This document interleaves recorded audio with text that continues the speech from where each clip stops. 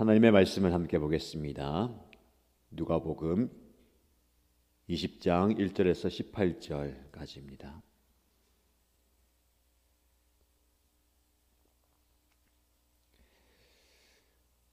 오늘 저와 여러분이 함께 묵상할 말씀은 누가복음 20장 1절에서 18절입니다. 같이 읽겠습니다. 예수께서 어느 날 성전에서 백성을 가르치시며 기쁜 소식을 전하고 계실 때에 대제사장들과 율법학자들이 장로들과 함께 예수께 와서 말하였다. 당신은 무슨 권한으로 이런 일을 합니까? 누가 이런 권한을 당신에게 주었습니까? 어디 우리에게 말해 보십시오. 예수께서 그들에게 대답하셨다. 나도 너희에게 한 가지 물어보겠으니 나에게 대답해 보아라. 요한의 세례가 하늘에서 난 것이냐 사람에게서 난 것이냐? 그들은 자기들끼리 의논하면서 말하였다.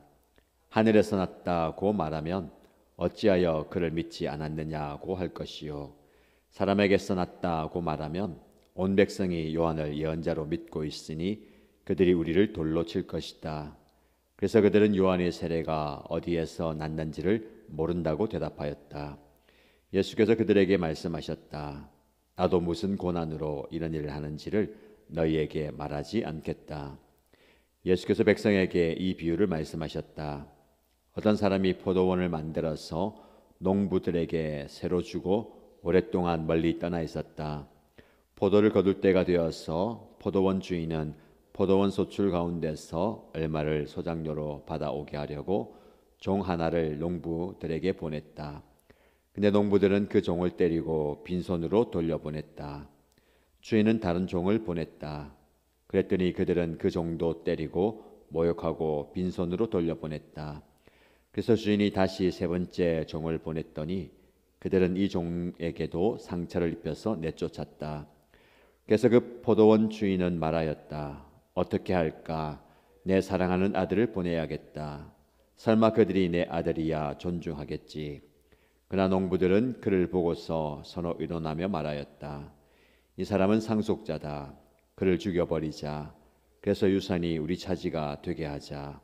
그래야 그들은 주인의 아들을 포도원 바깥으로 내쫓아서 죽였다.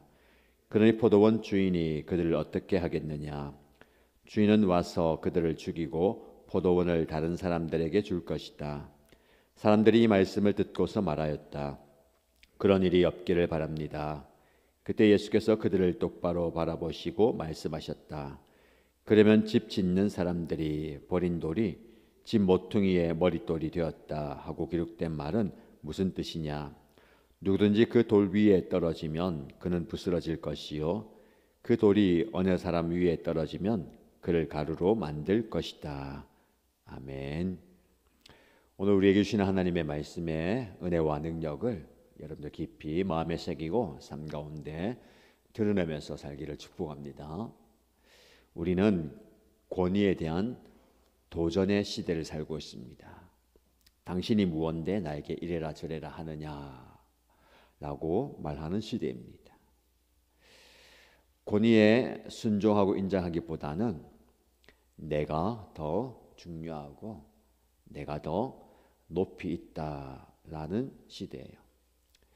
오늘 말씀을 통해서 바른 권위, 올바른 권위에 대한 순종을 예수님께서 우리에게 말씀하십니다. 예수님께서 성전에 들어가셔서 말씀을 가르치시죠. 복음을 전하고 있습니다. 그런데 그 당시에 종교 지도자들인 대제사장들, 율법학자들, 장로들이 다 예수님께 와서 당신이 무슨 권한으로 이 일을 하고 있습니까? 누가 이런 권위를 당신에게 주었습니까? 어디 한번 말해 보십시오라고 얘기합니다. 단지 예수님이 성전에서 가르치시는 것만 트집 잡는 게 아니죠. 오늘 본문의 앞에 말씀을 보면 성전에서 장사하는 자들을 다 내쫓으십니다. 내 집은 만민이 기도하는 집이다라고 선포하셨죠. 그러니까 자기들의 기득권과 권위에 대한 도전을 참을 수가 없는 겁니다. 거기에는 권력도 따르고 재물도 따르는 겁니다. 그 도전에 대해서 예수에게 당신이 무슨 고난과 권위로 이런 일을 행하고 있냐, 어디 한번 말해보라고 이야기하는 것이죠. 예수님께서 그들의 도전과 질문 앞에 즉답을 피하시고 다시 질문하십니다. 나도 너희들에게 한 가지 질문하겠다. 세례 요한의 세례가 하늘로부터 온 것이냐 아니면 사람에게 온 것이냐라는 질문을 합니다. 종교 지도자들은 예수님뿐만 아니라 세례 요한도 인정하지 않았죠. 그의 세례가 하늘로부터 온 것이다 라고 하면 그런데 당신들은 왜 믿지 않느냐라는 말을 들을 것이고, 사람에게 온 것이다 라고 얘기하면 그 세례를 받은 많은 이제 사람들과 그를 믿는 사람들에게 지탄을 받을 것이기에 이래저래 대답을 못하기 때문에 모르겠다라고 대답합니다.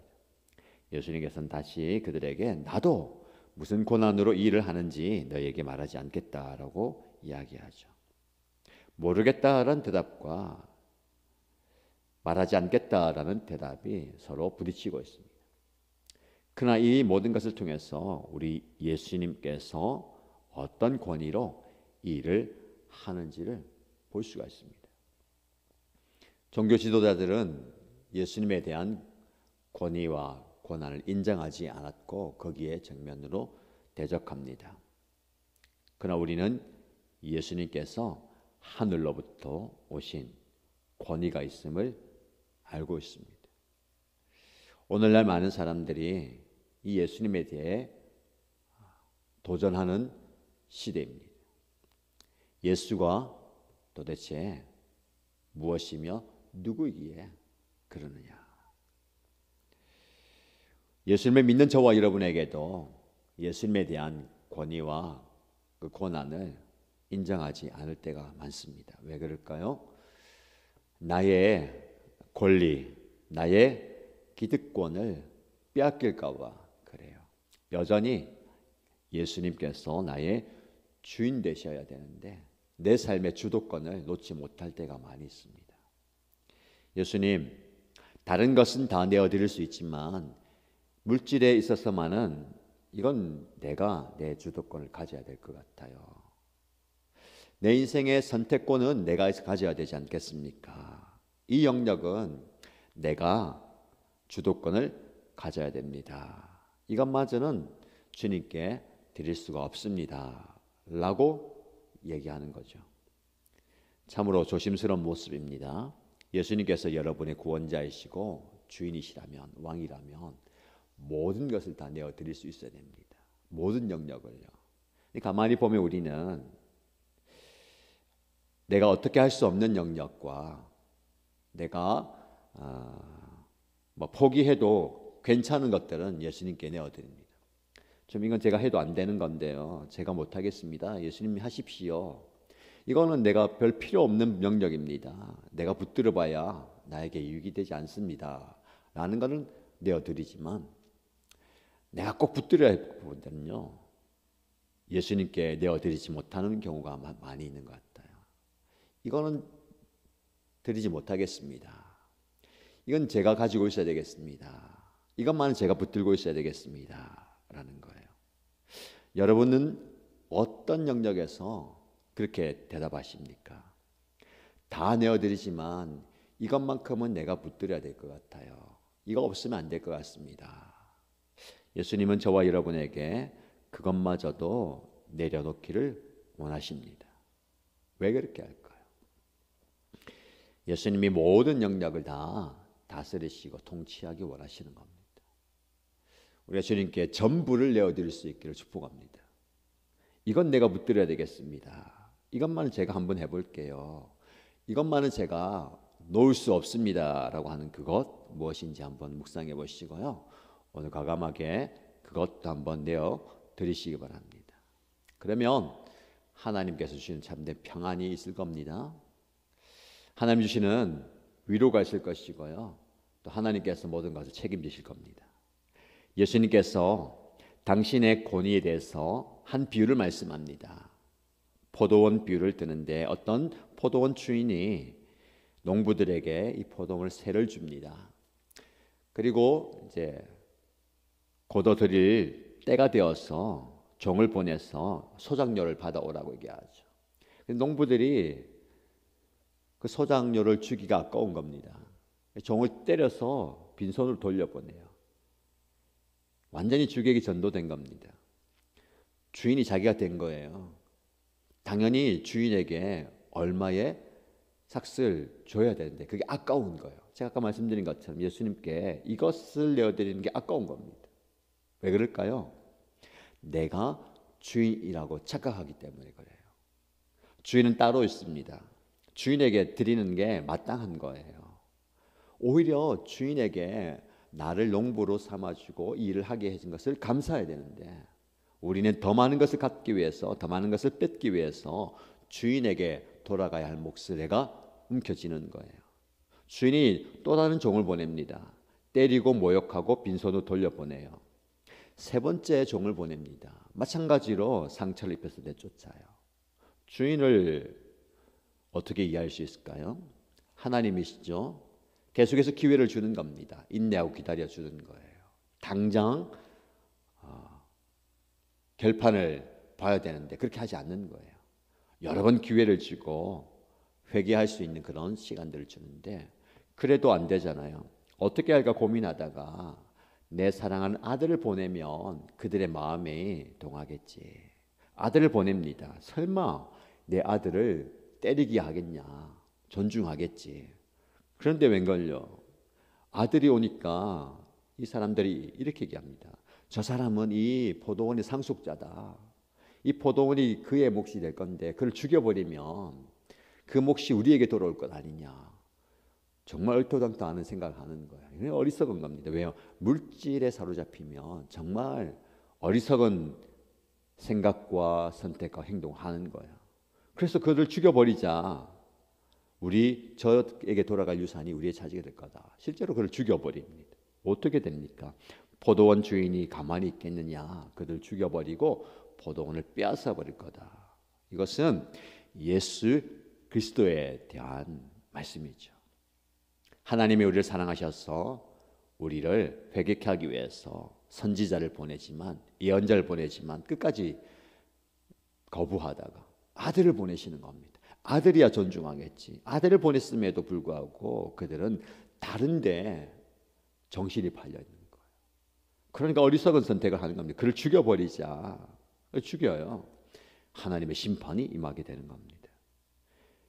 여러분, 이 아들의 권위, 이 아들은 아버지의 권위를 가지고 있는 거예요. 하나님께서 예수님을 이 땅에 보내신 겁니다. 그래서 예수님은 하늘의 권위를 가지고 이 땅에 오셔서 그 고난으로 사역을 하시는 거죠. 마지막 예수님께서 말씀하시기를 집 짓는 사람들이 버린 돌이 집 모퉁이의 머릿돌이 되었다. 너희들은 쓸모없다고 버려버리는 그 돌이 예수님 말하는 거죠. 귀중한 모퉁이 머릿돌이 된다라는 겁니다. 그 돌을 통해서 너희가 부딪히면 깨어지고 떨어지면 가루가 된다. 예수님을 통해서 심판을 예언하는 겁니다.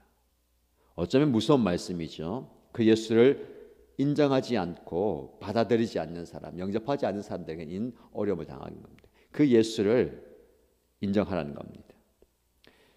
예수님의 권위에, 하나님의 권위에, 성경의 권위에 도전이 많은 이 시대에 이 말씀을 통해서 예수님의 권위를 다시 한번 세워가십시다. 저와 여러분들이 예수님을 어느 정도로 인정하고 있는가? 우리의 전부를 드릴 수 있는, 내가 내 인생의 주인이라고 착각하지 마시고 주인은 따로 있습니다.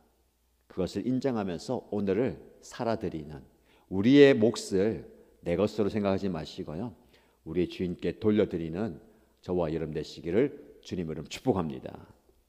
사순절 40일 순례자의 여정 철로 역정, 오늘 묵상 말씀을 보시면 크리스천과 소망이 순례 여정을 가는 길에 아주 잘 차려입은 한 사람을 만나게 됩니다. 그 사람의 이름은 데마예요. 그 사람이 은광 앞에서 그 사람을 부릅니다. 여기로 와보십시오. 보여드릴 게 있습니다. 크리스천이 저희가 가던 길을 멈출 만큼 가치가 있는 것입니까? 라고 물어보죠. 여기는 은이 가득한 은광입니다. 땅을 조금만 파도 보물이 쏟아져 나옵니다. 그렇게 힘들이지 않아도 큰 재물을 얻을 수 있어요 라고 그들을 유혹합니다. 소망이 그러면 우리 한번 가보십시다 라고 얘기하죠. 크리스천이 아닙니다. 전에 이곳에서 많은 사람들이 죽었다고 들었습니다. 더욱이 재물, 물질은 순례의 여정의 덫과 같은 것이지 않습니까?